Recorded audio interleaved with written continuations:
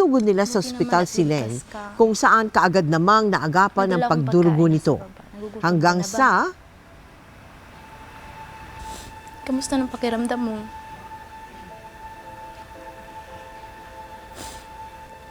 Huwag ka nang malungkot.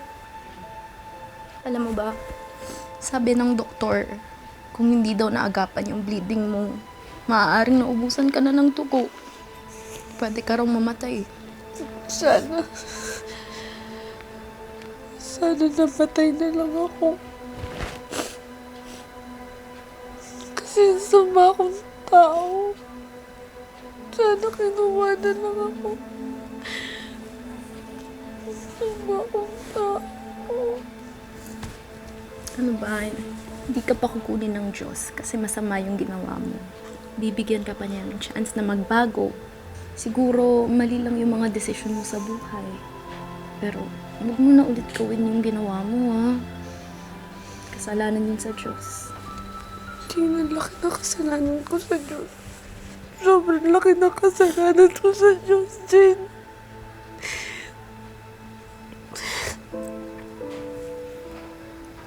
Pinatay ko yung sarili kong anak. Hindi ko alam kung paano maharap sa tao. Hindi ko na alam. Nora, huwag mo silang intindihin. Hindi naman sila yung bumubuhay sa'yo. Walang pwedeng manghusga sa'yo. Kasi lahat naman tayo nagkakamali. Pero pag inulit mo pa yung ginawa mo, hindi na pagkakamali yun, ha? Kagustuhan mo na talaga. Katangahan na yun. Promise. Hindi ko na uulitin yun. Dami naman ito. Sobrang. Paborito ko to mangga. Ah, talaga? Para sa akin lang lahat to. Oo naman.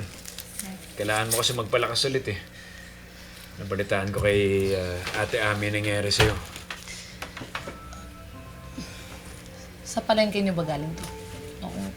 Nahihiya na ako sa nanay tatay mo. Alam mo, Len, huwag mo na isipin yun. Ang importante, palakas ka ulit. Ubusin mo lang lahat yan. Tsaka nahatid ko na nga pala yung mga anak mo sa eskwelahan, ha?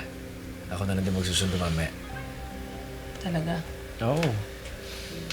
Alam mo, Elvis, maraming salamat talaga, ha. Hindi mo naman responsibilidad yung mga anak ko, pero ikaw yung gumagawa, no? Naku ba? Masaya akong ginagawa yan para sa'yo. Kaibigan mo ang ate ko. Kaya kitang panindigan. Pati mga anak mo. Tsaka sino pa ba aasahan mo?